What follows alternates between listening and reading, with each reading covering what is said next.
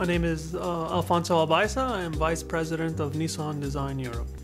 Design, in my life, in the beginning at least, it was how we communicated in my family, and my father being an architect and me being young and very interested in the creative process to go from a sketch to a building fascinated me, and I loved it. And today I have a similar experience with my design team, because it's not just how beautiful the car is. For me, it's the motivation that they have in creating it. My name is Martin Jelarik, and I'm a project lead designer here at Nissan Design Europe in London. They always tell you that design means solving problems in school. So it doesn't matter whether it's a car design or any sort of product or furniture or anything like that.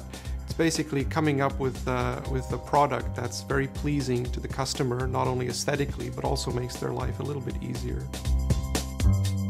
My name's Matthew Weaver, and I'm a project lead designer at Nissan Design Europe. I think many people think cars are designed by computer and aerodynamics. So when I found out you could actually design these products as people design other products, it really drew me towards it. I have a passion for cars and design, so it's kind of an obvious choice, really. I'm Patrick Reimer. I'm one of the project lead designers at Nissan Design Europe. Design for me always has to have an aesthetic note to it. For me, making design is also creating beauty, not only new ideas, which is of course very essential, but also giving them the attractiveness that it needs to make a product desirable. Hi, my name is John Anthony Saz. The kind of official definition of design is the idea of creating a solution to a given problem. But throughout my years of working as a designer, it's more than that, I feel. It's about creating a certain life or kind of passion within a product. The location of Nissan Design Europe here in London is very unique. We have several studios around the globe, and our one specifically in London is in the heart of the city. London is the whole world in one place. The energy you get from all these different cultures, walking down your street, speaking many languages, looking in so many different ways, it gives you oxygen, gives you energy to create.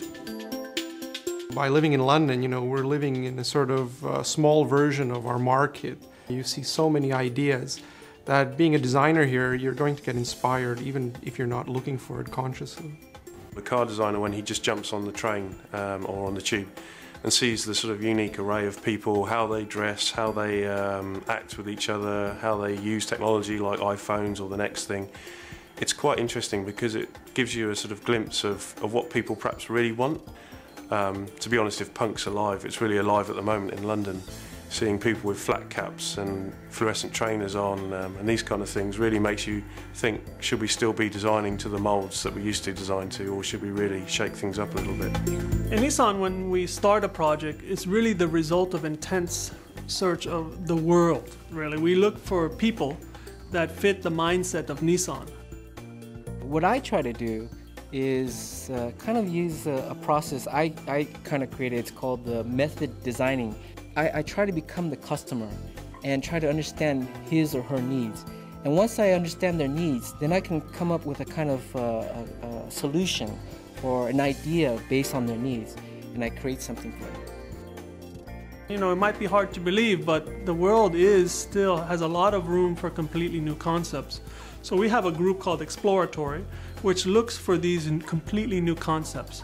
And when the top management accepts this new object, this new car, it comes to design. Sometimes our initial sketches are literally just little thumbnails on a back of an envelope or a beer mat even. And it's quite nice because it's the very beginning of this project, almost the embryo of a heavy engineered item. And from these sketches we develop the views. Of course we work with our management team in Japan and in Europe to refine the ideas. And then this develops then into perhaps a 3D stage after this initial stage. We have engineering constraints right from the beginning, but very often as designers we put this behind us and start afresh, almost turn part of our brain off and loosely come up with ideas. They're sketching away all day long, and you walk by and you see something that you could not have imagined before. And then we all jump in. Everyone helps. We make models, computer and real models. And you just sit there and you're reminded every day about human invention. If you like, our design studios never close because of the time zones and where our studios are positioned, which is quite unique. So we're designing almost 24 hours a day. And then we also use very advanced technologies, especially at Nissan, which speed up our process, so we can get these very unique ideas to market very, very quickly. Going from an initial sketch to a finished design is usually, to a car in production is 3 years, and the design process is almost 1.5 years. But very much at the beginning of the process, it's very much a creative exercise. Nissan's design ethos is quite unique. I think you can see that in our products. We have such a diverse range. Many of our competitors tend to adopt the sort of Russian doll approach where they have a theme and they make a small one, large one, off-road one. Our products, we tend to try and push the boundaries of each vehicle type. We look at the landscape, we look at the many different types of people, and we design cars that meet their needs specifically. So even though we are diverse and our products are very different, we like to bring in a thread of consistency so that it kind of holds the whole family together. It's the execution of surfaces and lines and graphics, and it could be something as common as just the graphics of the tail light or the graphics of the side window glass, and small things like that that maybe the general public doesn't really tune into, but somehow subconsciously links all of the models together into one brand. The Juke is for a young man who loves cars and really feels that in the automotive world there's no car for him. This outdoor kind of rally or small crossover feeling that is very automotive and crossover SUV-ish. The Cube, also the customer feels that there's nothing in the automotive world that represents them, so they look for this naive or innocent execution. And we looked at some things like SMEG refrigerators, these products that have an approachable, friendly nature to the surface. Now the similarities are, if you really look at some of the shapes. So when you see the two cars together, very different, but some smell, some hint that these cars come from the same family. We wanted to be inspired more by nature. And one of the ideas was to take the idea of the water dropping in the pond, creating these kind of harmonic ripples and creating this kind of harmony and peacefulness. So we try to use that within the interior. For the exterior, basically, we wanted to create a connection with the customers. And we thought, how do we do that? And one of the things that we discussed about was the idea of pets. People are connected to their pets. So we thought the idea of having a bulldog wearing sunglasses as the front design of the Cube creates that certain connection. And because the bulldog is not only cute, but at the same time the bulldog has a certain confidence. So we wanted to have the charm, but at the same time the confidence in the car. The Qashqai, the 2010 minor change, as we call it, is a good example of the ethos in the sense that we took an existing concept, an existing product that was very successful in the market, and the challenge was to basically improve it. Qashqai is targeting a sort of urban nomad audience, and with the introduction of the Juke, which is a sort of a younger sibling, it's important that they don't overlap each other. So it's a little bit older, a little bit more refined, a little bit more sophisticated, and I think the minor change reflects those targets. It's an authentic product because if you actually look at the car, you'll recognise perhaps the rear tail light lamps, DNA from the Z car. Even the cabin has some GTR touches to it. So it's not like we just put this all in a bag and threw it out. The car's so unique that we had to add these elements to tie it back into our family. We got a lot of inspiration from underwater scuba diving, for example, and from a lot of sporty activity. One of the big features of the interior is this beautiful and metallic-looking motorcycle tank, which is just stuck in the middle of the car. The Juke really is not shy about these kind of things. In the case of the Cube, it's kind of a standalone product, but it's very Nissan in a way. It's very Japanese, but it's also very functional, and that functionality shows through in its design. If you look at the Cube from the rear, it's a very asymmetrical design, but it's not a gimmick. It's also involved a lot of thoughtful thinking behind it. So for example, if you're on the right side driving the car and looking diagonally towards the rear when you're making either a lane change or reverse, the open side where the glass wraps around on the left side of the car becomes a very functional aspect of the design.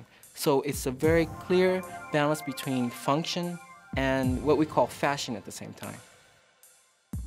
Something as simple as sort of the word sophisticated and refined are enough already for the designer to start analyzing where you can sort of improve the car. So from the front view of the vehicle, we wanted to make it a little bit wider looking. So as you can see, the bumper and the lights and the grille are all a little bit more horizontal, a lot more, I could say, smarter. That's a combination of the technology used, but also the design execution. The Duke is definitely a Japanese car, purely in its boldness of expression and its daringness.